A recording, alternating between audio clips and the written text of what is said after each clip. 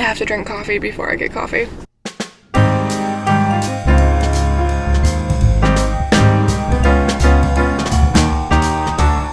Hey Coffee Clan, welcome back to my channel.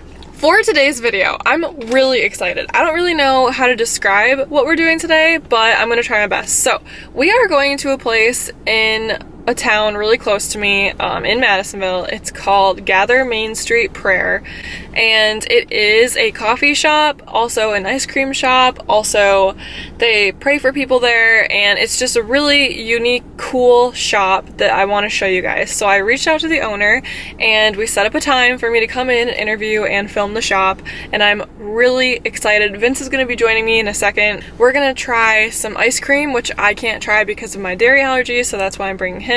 We're gonna try some coffee. We're gonna talk to the owner. We are going to explore this unique little shop that is in my now hometown, and I'm so excited. But I'm actually gonna look up online their shop and kind of read to you guys what it says online, because I'm not super familiar with it. I've only been there twice, and I both times was just there for a second, and I just got a cup of coffee and left. So, okay. So 10 years ago, Main Street Prayer Center began as a member of the International Association of Healing Rooms. So it's Christian background and people who come together to pray for the sick with compassion and faith. So it's a non-profit social enterprise, and it's cafe offering ice cream as well as coffee, but most of all, wholesome Christian environment where people spend time with family, friends, and most importantly, Jesus. Gather focuses on serving customers. Volunteer prayer teams are still available Tuesdays and Thursdays for people needing physical or emotional healing. Alright, that's all that it says. But I know that they offer like prayer rooms, and they have really cool events.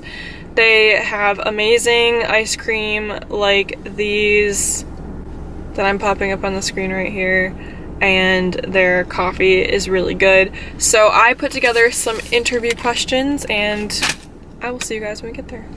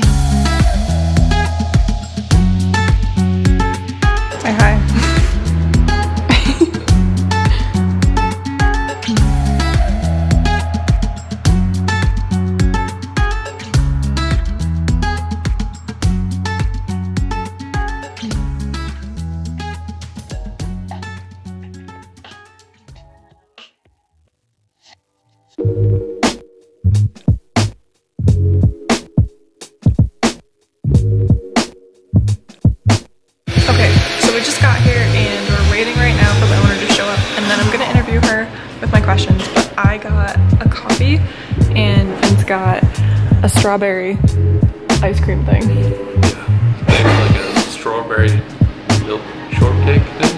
Yeah. Oh, just their ice cream here is so cool. So, and I just got coffee because I'm lame, but I need some coffee.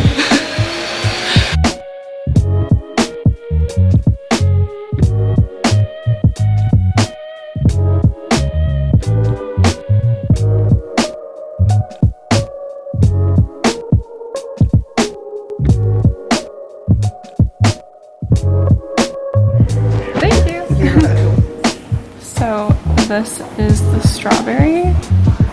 Like, and all of their ice cream is like this. It's just, look at that. That is so cool. And then I just got coffee because I'm boring. But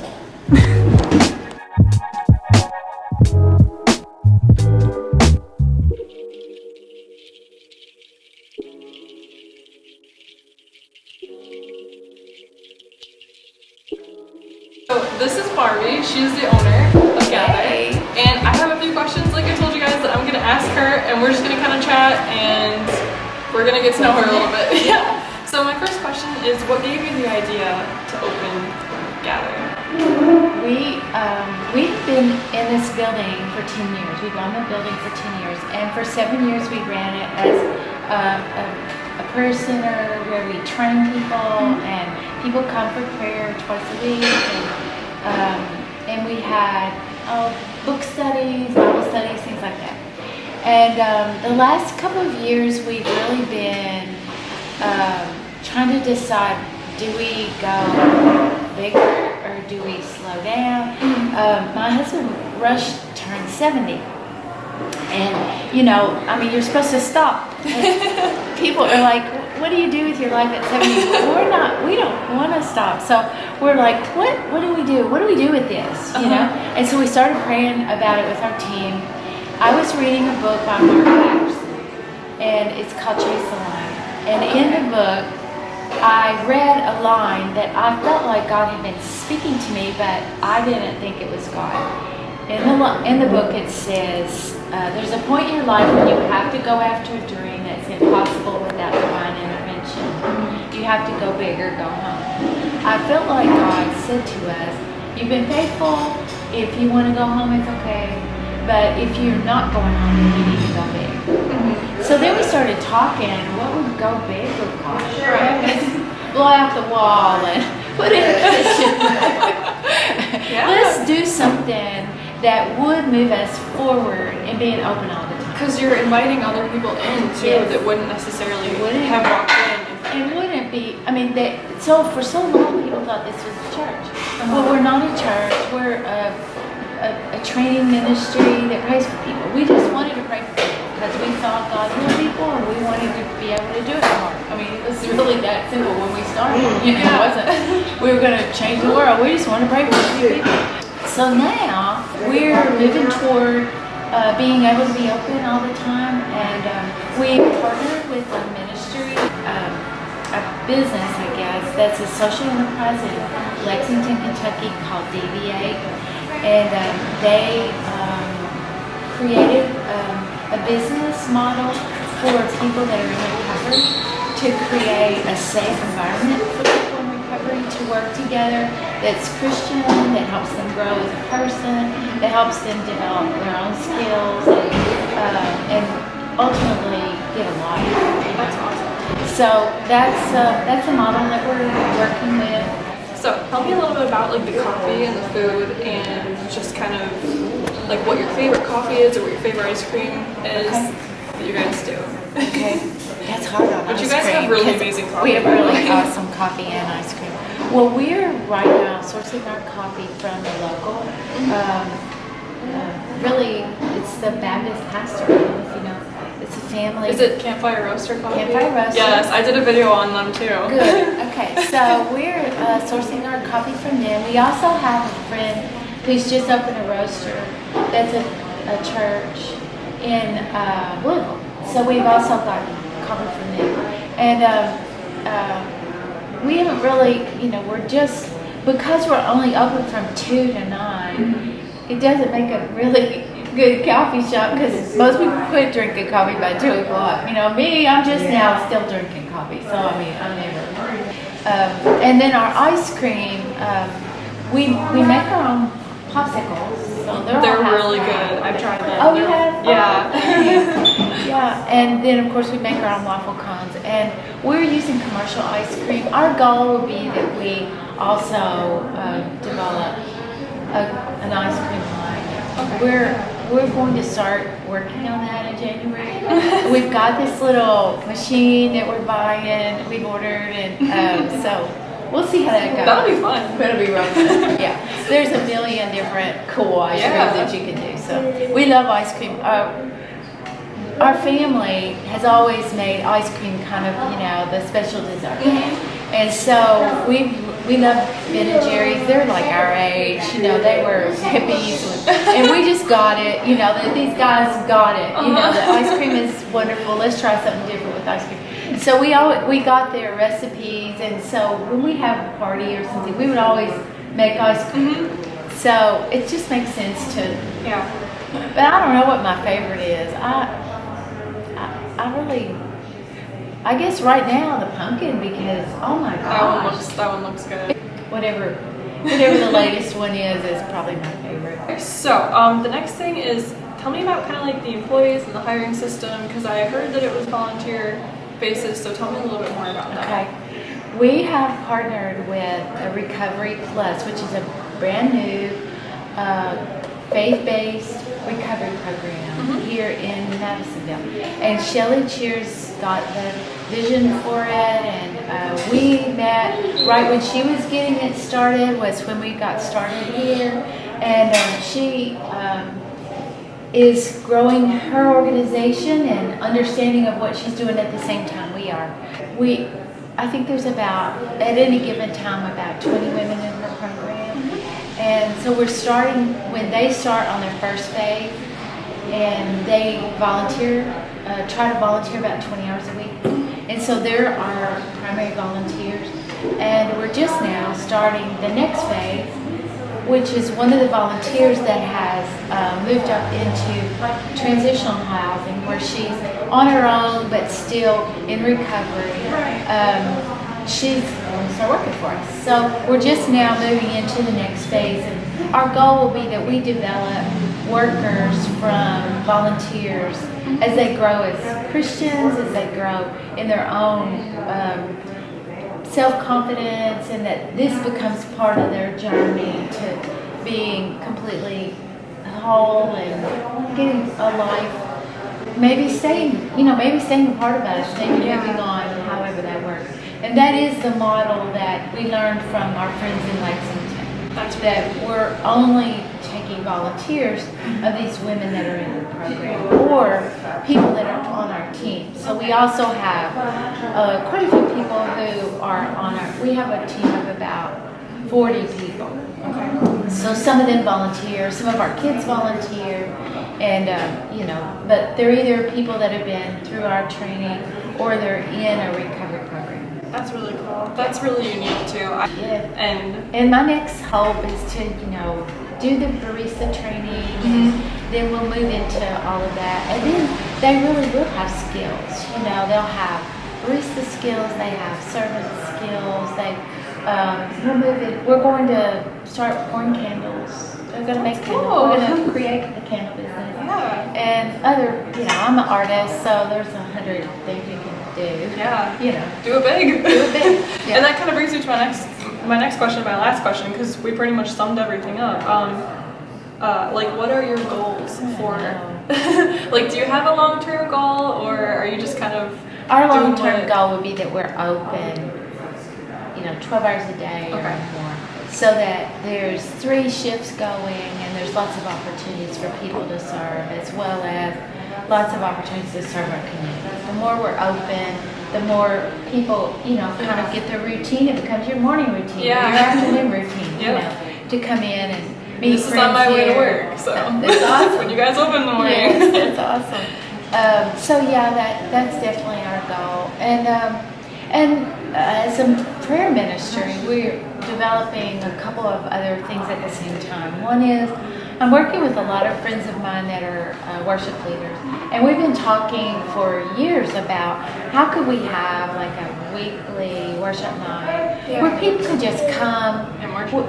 Just worship. Not it's not a church service. It's not, and whether you're even Christian or not, you can come into that and feel the presence of God, feel peace.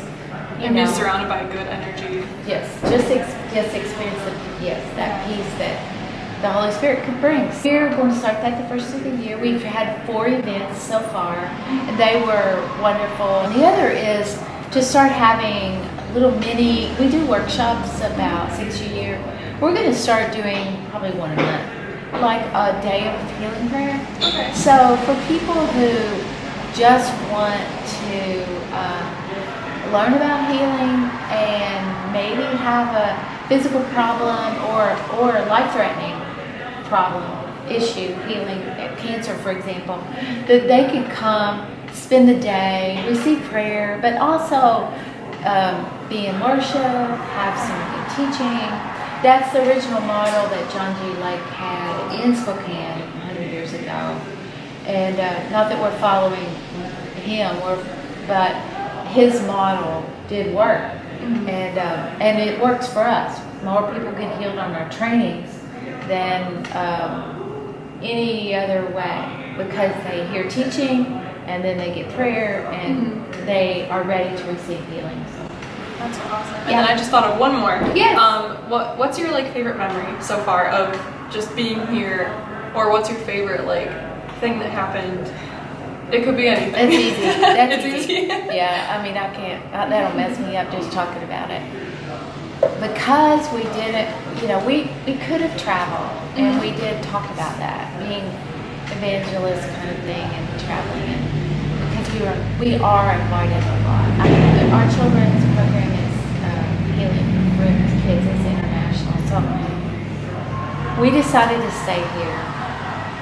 And one of the greatest treasures of that is to watch people's lives change as they get to see what God does in their life, to get to see them healed, to get to see them emotionally restored, and to watch transformation over time.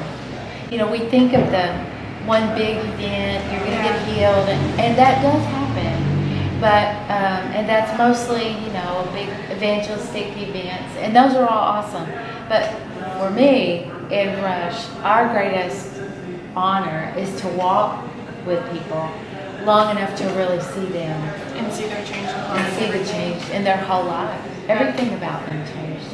A guy came in last night, and he brought his wife, and they came for ice cream, and he said, and we're just like, oh my gosh, we haven't seen you in a couple of years, and Rush and I went over and hugged him, and he said, this place changed my life.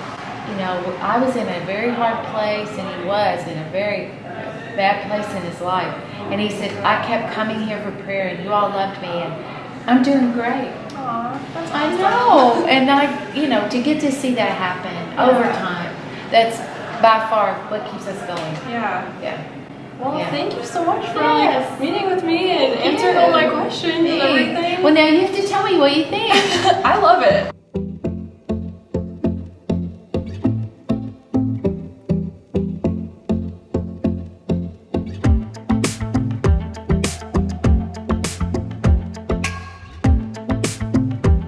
Okay guys, so we just got home and I did end up getting one of the books that you guys may have seen. So I'm gonna open this book real quick and show you guys what book I got. And I also got a Gather t-shirt. So I'm gonna put on the Gather t-shirt so you guys can see what that looks like, and then I'm gonna show you guys my book. Okay, so I put on the shirt and I love it. The owner of the coffee shop gave this shirt to me. I was gonna buy it, but she gave it to me, which was really, really sweet of her. And it's just Gather, and then it down here says where two or more are gathered, I am with them, which is really cool because I actually have this sign in my kitchen that also says that. So I really, really like the shirt. And then the book that I got is Becoming a Vessel God Can Use by Donna Partow. And I'm really excited to read this book. So that is all for this video, guys. I hope you enjoyed. I enjoyed this video, and I will see you guys next time. Until then, drink coffee, travel often. I love you. Bye!